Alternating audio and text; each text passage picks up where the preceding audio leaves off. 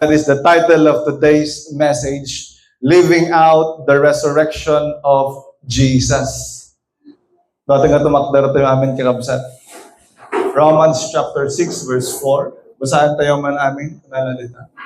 Therefore, we were buried with Him by baptism into death, in order that, just as Christ was raised from the dead with the glory of the Father, so we too may walk in a new way of life. Heavenly Father, we thank you.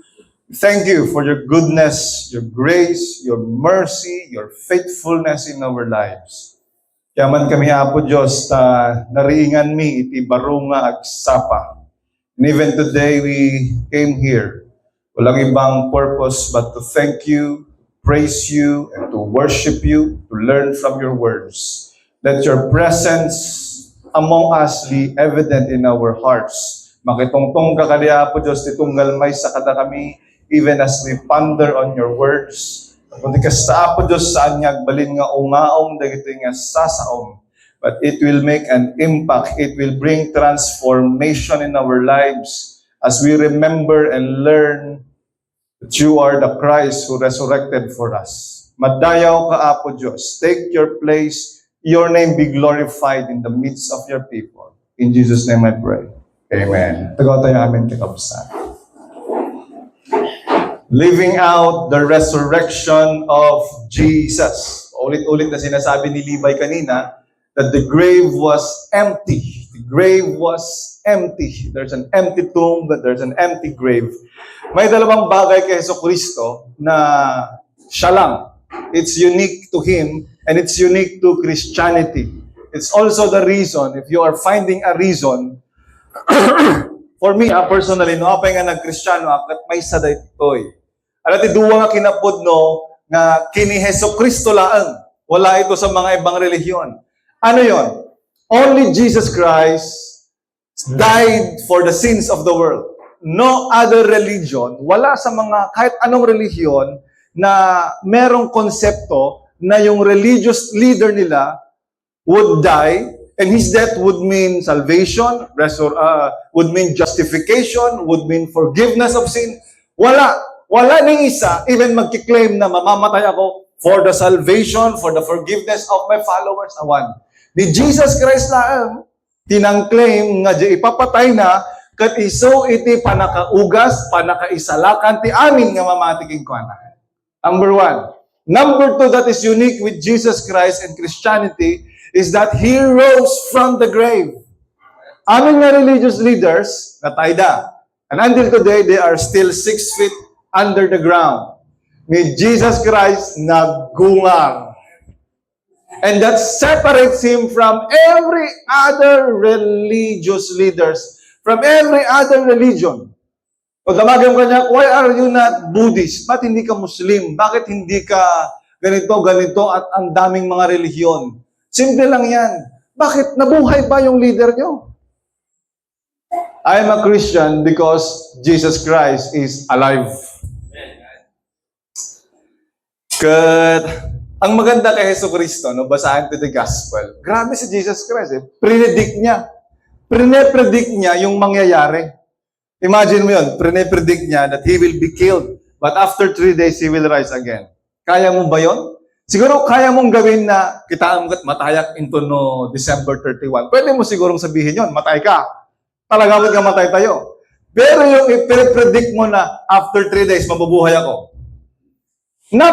Kumbaga, nag-angas mo na ito, yan nga, kumaritan. They will kill me, but after 3 days, I will rise again.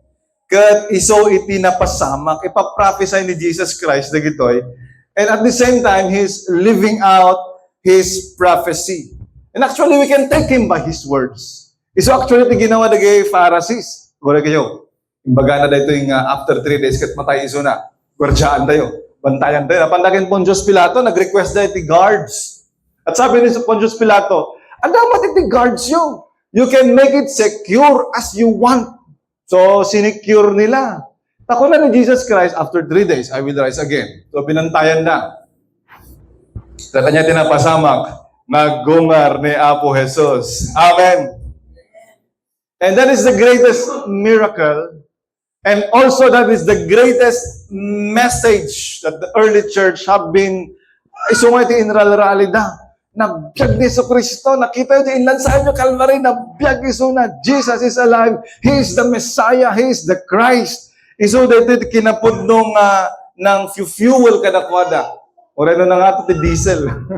Iso ti fire, that's the truth, that's the message that kept them running and preaching that Jesus is alive. Amen. Yung katotohanan na yon. Kaya it's my prayer nga adda ko mamot lang kada tayo dayta. We know what we believe. For I know whom I have believed, and I am persuaded He died for my sins, but after 3 days He rose again according to the Scriptures. Amen. You know what separates Christianity from all other world religion lies on these two truths. At ikarkararag ko nga dito'y HCIM, ammo tayo, can we are fully convinced of these truths. Amen. Ano yon? Jesus Christ died for our sins, according to the Scriptures, but after 3 days, He rose from the grave. Di may sa nga Kristiyano nga saan na nga ammo, and saan na nga pagbibiyagan dagito nga kinapudno, kat arig na nga natay. Unggo naman takabay mo no si bibiyag pay. Bibiyag pa ba? O no, nakaturog yun. No, saan mo pagbibiyagan ng hindi nga pudno, kat parang makristyano ka, I really doubt it. May duda ako. Kahit saan ko mga agbalin nga head knowledge sa talito yung aldaw, it is one thing to know the resurrection of Jesus Christ, but it is also one thing to live out the resurrection of Jesus Christ in our lives. Amen! It's my prayer nga ma-renew ti panpanunod tayo, ma-transform iti biyag tayo, ken mapapigsa iti pamati tayo tatanga aldaw. Romans chapter 6 verse 4 the binasa tayo, just as Christ was raised from the grave, from the dead, to the glory of the Father, that tayo kumamat kat makipagnatayo in the newness of life. Amen. We too may walk in a new way of life. Pagbiyagan tayo kuma, tibaro nga panagbiag, tanagungar garod ni Yesu Kristo. Amen. Now, how are we going to actually, practically live out the resurrection of Jesus Christ? Alati talo nga puntos dito nga kaya't kung nga ibinsa-binsay. Umuna, living out the resurrection of Jesus Christ means having a living conviction about sin. Amen. Living out the resurrection of Jesus means having a living conviction about sin. Ulit-ulitat nga ibagat HCM dito eh. No, ginggana tatakat, saan ka pala nga makonbiktar, no? Da naramid mo nga basol. Wano, da naramid mo nga madi. Awan tarigagay mo nga mang talikod ti kinakilo. If you do not have this godly hatred towards sin, check your heart. Baka wala naman doon yung risen Lord. Ang una kasing gagawin ng Espiritu Santo, pag pupunta, dwell in the heart of a person, no muna giti puso ti may isang tao, konbiktaran na. That's the work of the Holy Spirit. We convict the world of sin. Konbiktaran na ka. Not to condemn you, but to convict you. Conviction is not God rejecting you or condemning you. It is God reminding you that you are God's. You are already His. Kukwana ka ni Apo Diyos, you are already raised in Christ, and sin must be put away. Amen. At dati si Biblia kijayan eh. At ni Yesu Kristo jayan. Konbiktaran na ka, hanga mapalindaytan barok. Hanga mapalindaytan. At dati Espiritu Santo dita unag ti pusong. Di miramraman nga maululaw. Di miramraman nga papaasukan. Di miramraman nga ipan iti lugar nga among saan nga pagayatan ni Apo Diyos. Romans chapter 6 verse 1 to 2. Wala na dita, natay tayo niti basol. Kapag basol tayo pa gano'n, tapno maduti grasya ni Apo. Pilosopo mo ni Apostle Paul eh. What should we say then? Should we continue in sin in order that the grace may multiply? Absolutely not! Wala na. Tuloy tayo pa yung basol. Wala na! Wala na. How can we who died to sin still live in it? Imagine mo, dati may isang taong natay. Sapay kumatahan nga tagay CIM. Awang pa lang kumaapo, kaya na mapataktor jay pag-imasayagan tayo jay. Ibaybayag din mo lang. Tapos dati nasayat ka lugar kapag bantayan tayo. Imagine na dati may isang tao na bantayan tayo, so nakakabaong iso na, binantayan tayo iti 2 days, 3 days, after 4 days, nabiyag. After 4 days, nagungan. Sa tingin nyo, yung taong yon bumangon, kat agsublimanan nga maturog, hindi kabaong. Bumangon tumakder, kat panawan na dyan lungon. Yan so dyan analogy na.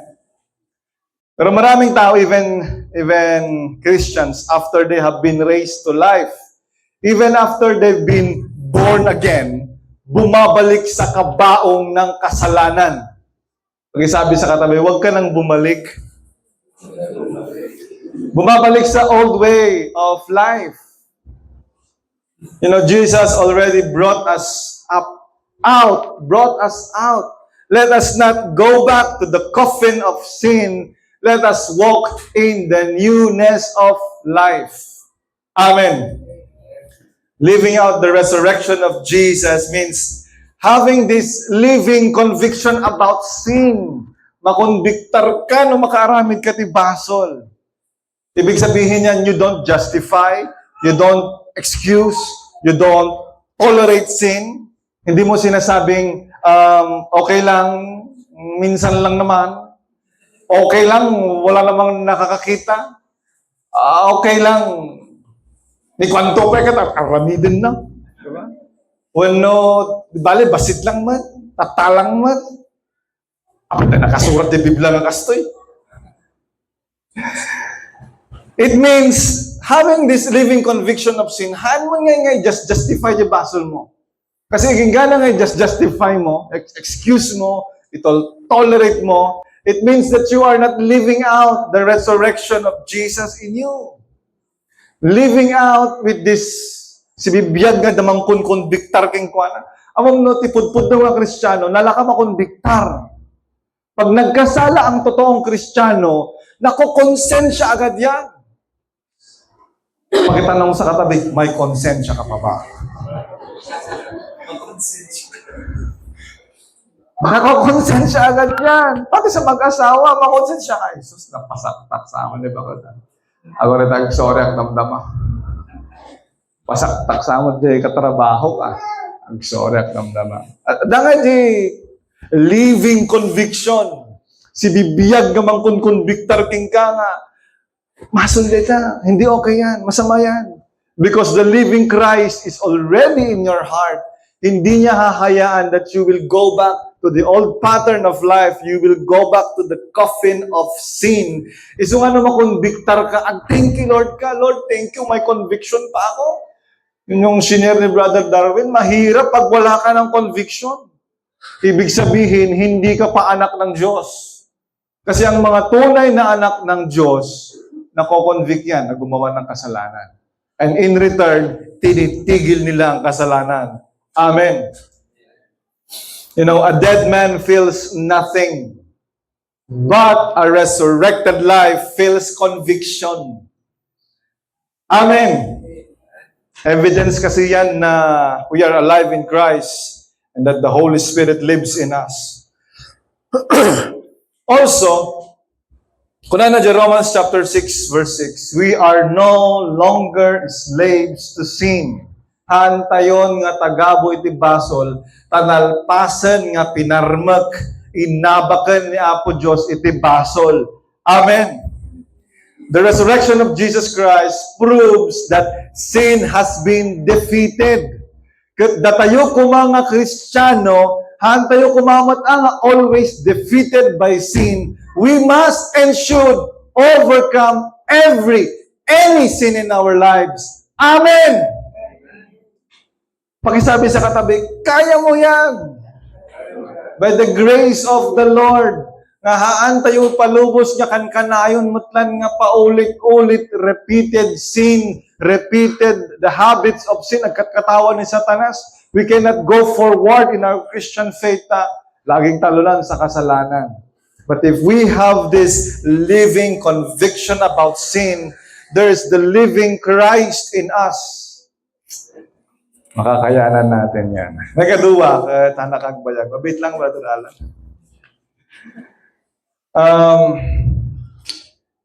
Living out the resurrection of Jesus Christ means having a living perspective about heavenly things. Pakitanong yung katabi, tagalangit ka ba o no tagadaga? Tagalangit ba o no tagadaga? No saksi takabay mo, sigurado, tagadaga nita. Tawidan na tidaga. Madida kahit ti mapanjilangit. But, wala na niya Philippians nga, our citizenship is in heaven. Amen. Colossians chapter 3 verses 1 and 2. Sabi dyan na, Colossians chapter 3 verses 1 and 2. Malagip ko nga na panan medyo corner, at ati friend kasi dyan nga, nagparaming tibala, nagdakka, nagpintas, umunag kami kat, ayaw, malamansyon tibalay mo wala kang kanan. Wangirad pastor, tao mata, baka madimon kaya, di ba pandilangit? Masyadong maganda na yung bahay mo dito sa lupa. Masyadong comfortable na, madimon kaya, di ba pandilangit? Sabi sa Colossians, Musante, amin, kunana. So, if you have been raised with the Messiah, kitap, muna pagungar kayo, seek what is above, where the Messiah is, seated at the right hand of God.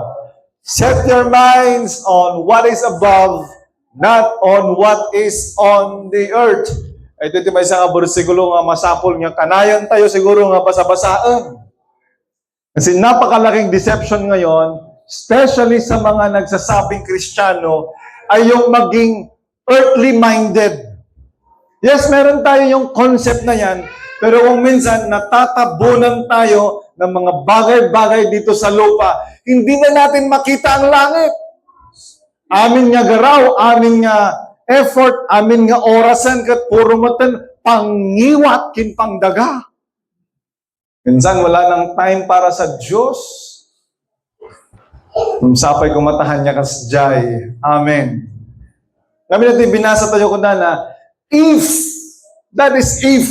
you have been raised with Christ, if the risen Lord is really in your heart, you cannot help it but really seek the things that are heavenly, where Jesus Christ is seated. Amen.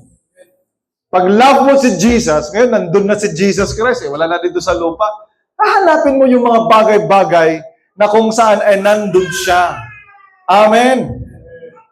Saanan nga temporary iti-focus tayo, haanan nga puro dagalaan iti-focus tayo. Haan nga puro banbanag lang dito about the daga, but the things that are eternal.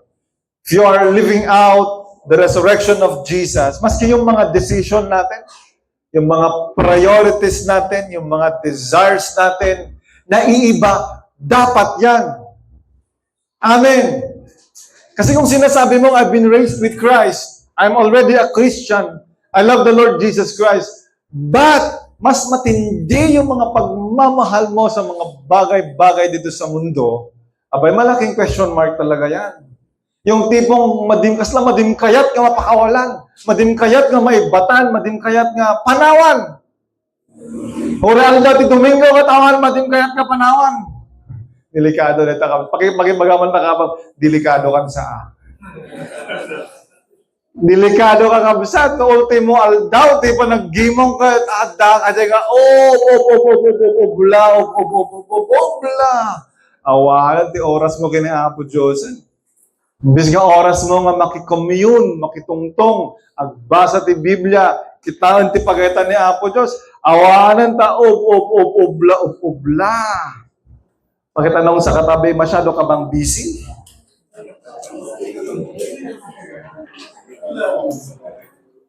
We begin to value the things that God values. If you are really living out the resurrection, pagbibiyagan natin kinapod mo that Jesus Christ is already in heaven, He resurrected. You begin to value the things that God values.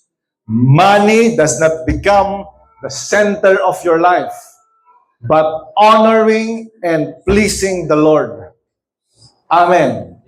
Ulitak manan. No talaga nga addan Jesucristo nga si bibiyag dita puso ket pagbibiyagam dito nga kinapod no iti kwarta sa anen nga iso ti sentro iti biyag mo.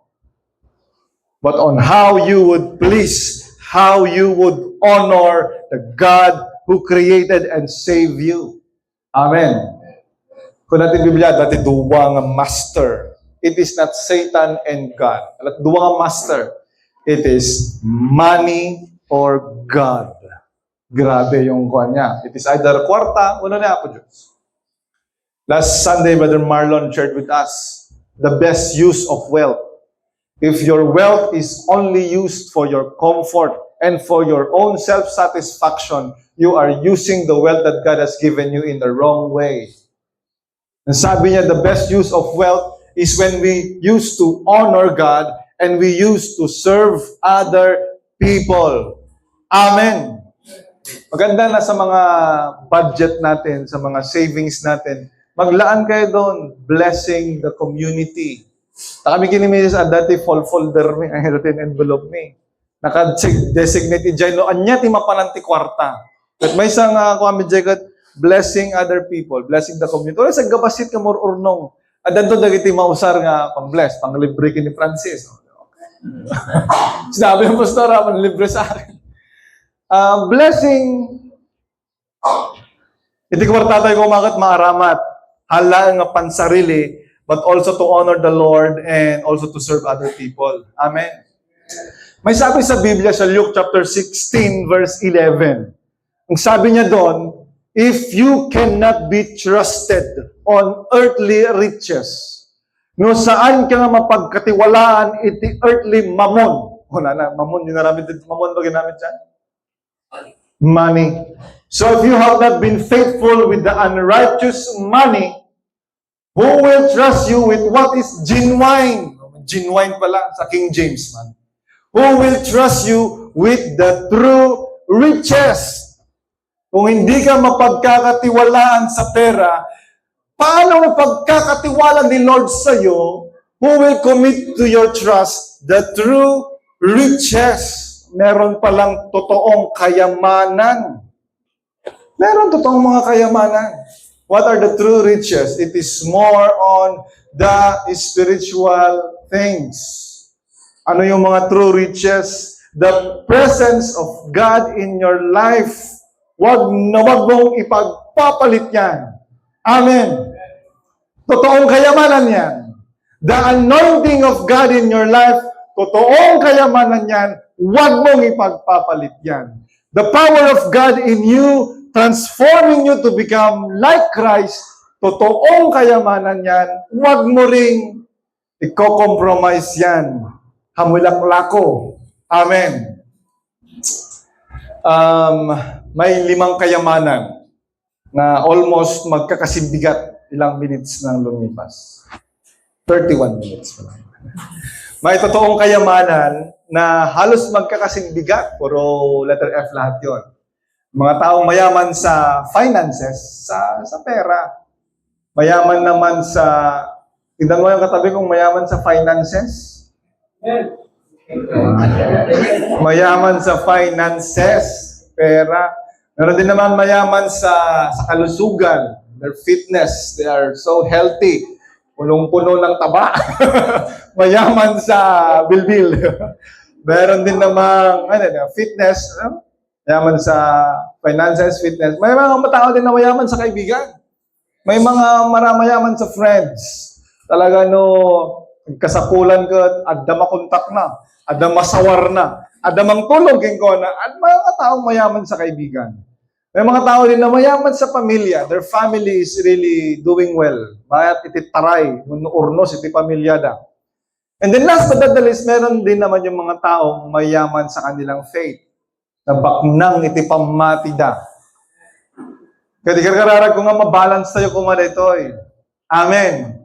Haan nga mabangking. Mahirap naman yung lakas ng faith mo, wala ka nang makain. Di ba? Mahirap naman yung marami kang pera, pero may sakit ka naman. Mahirap din naman yung mataas ang hallelujah mo, walang ni isang kaibigan na gustong lumapit sa iyo. Something's wrong. It's a prayer nga mabalance na dito nga kinabaknang. Amen. But most importantly, jay kinabaknang kumaiti pamati tayo, iso kumaiti nang runa. Amen.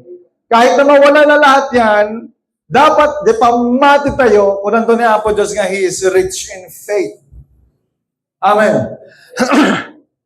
May isa nilulok dito yung testamento, kakulak nga nabak ng malakay.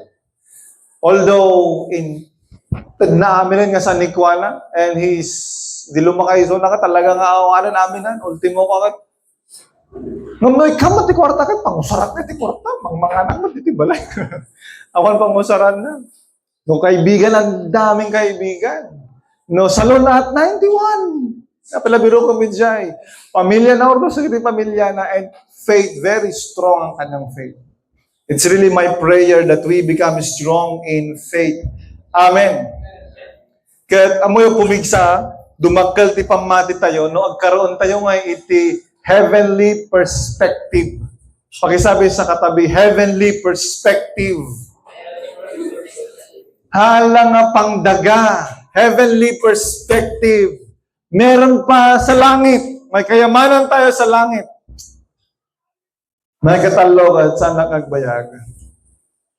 We live out, we truly, practically living out the resurrection of Jesus.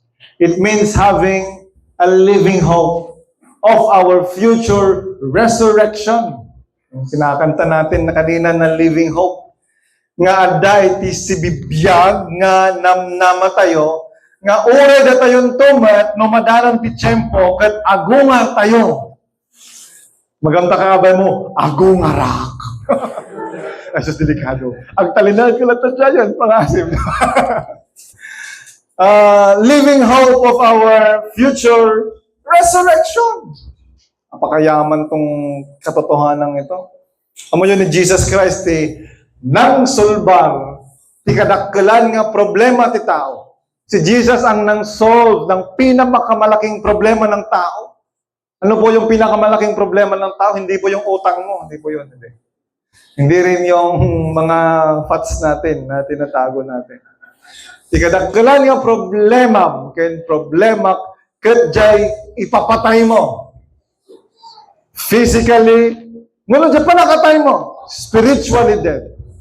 Even our physical death. Now, when Jesus rose from the grave, nagkatotoo yung prophecy na prophet Hosea. Nakita na nga may sangaal daw ket maabak iti patay. Wow! Hosea chapter 13 verse 14. Ket he exclaimed, "O death, where is your victory? O death, where is your sting?" Una ni Hosea. Hosea chapter 13 verse 14. Kasi noon, ang merong final word, final say, ay kamatayan. Nung natay ka may isang tao, oops, tapos na. That's the end. But Prophet Isaiah saw, nakita na, Hosea chapter 13 verse 14, nga may santo nga aldaw, a Savior will be born, and He will conquer the grave.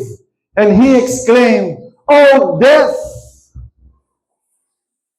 I will ransom them from the power of Sheol.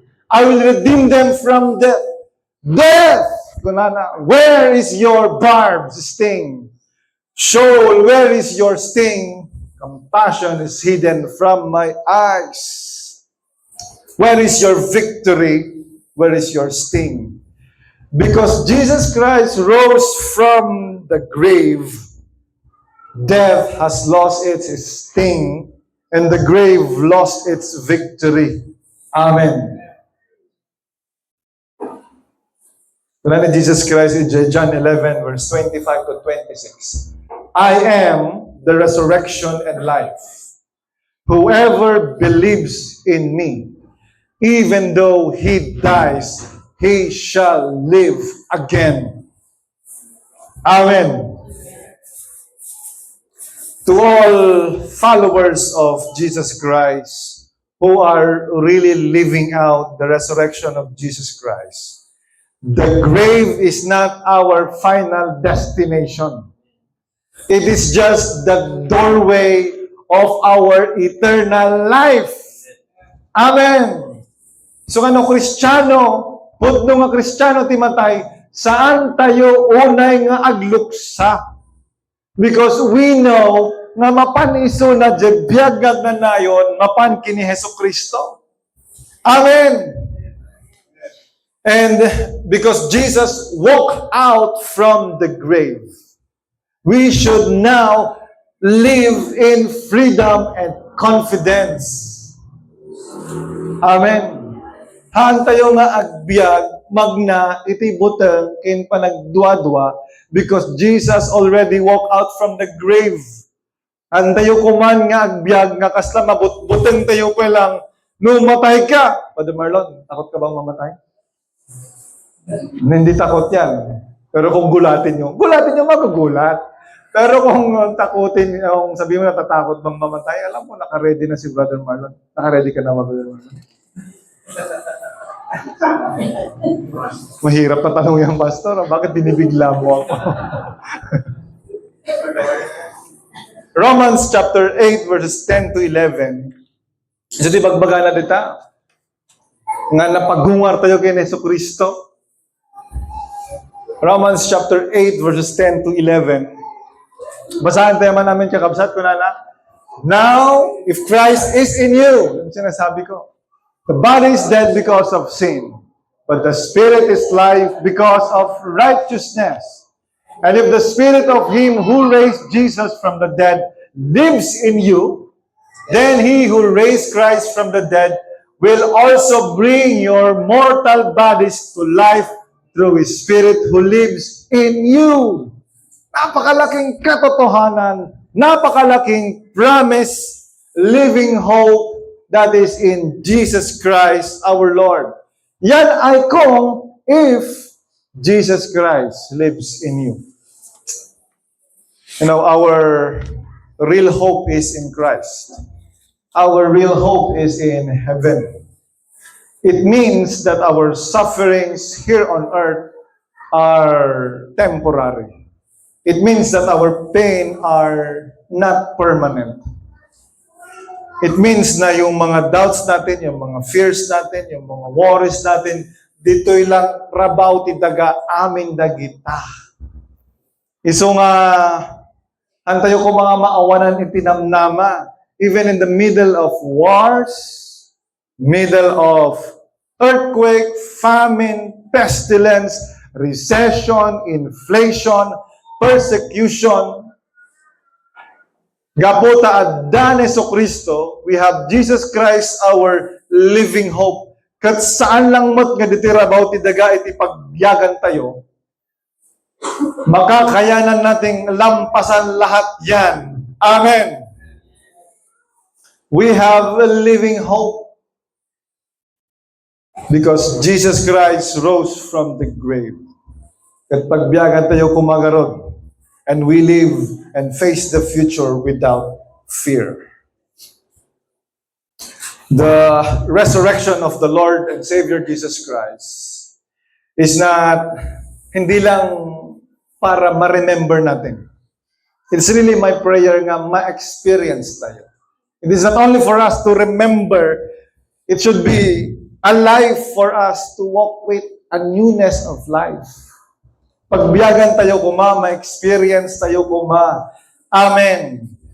And if Jesus really rose from the grave, something in our daily life must also rise. Something in our daily life. Dapat may iba din. May iba yung perspective mo, may iba yung how you see sin, may iba yung kaslaawang tinamnama mo na ti panagbiag. You know, hindi lang Hindi lang sana basta alam natin or naniniwala tayo na muling nabuhay si Jesucristo. It is my prayer that beginning today, we live every day of our lives with a new heart towards sin, a new mind towards eternity, and a new hope towards where Christ is seated. Amen. No, may isa ka na taong you lost your conviction about sin, or you are still stuck in this worldly thinking, or losing hope. Huwag mo sanang hayaan na lalampas ang oras na ito, na hindi ka humingi kay Lord ng tawad, at hindi ka humingi kay Lord ng tulong. Let us ask the Lord to give us the grace that He would guide us and clarify our minds so that our lives be aligned to His will. O taga tumakter tayo amin kita.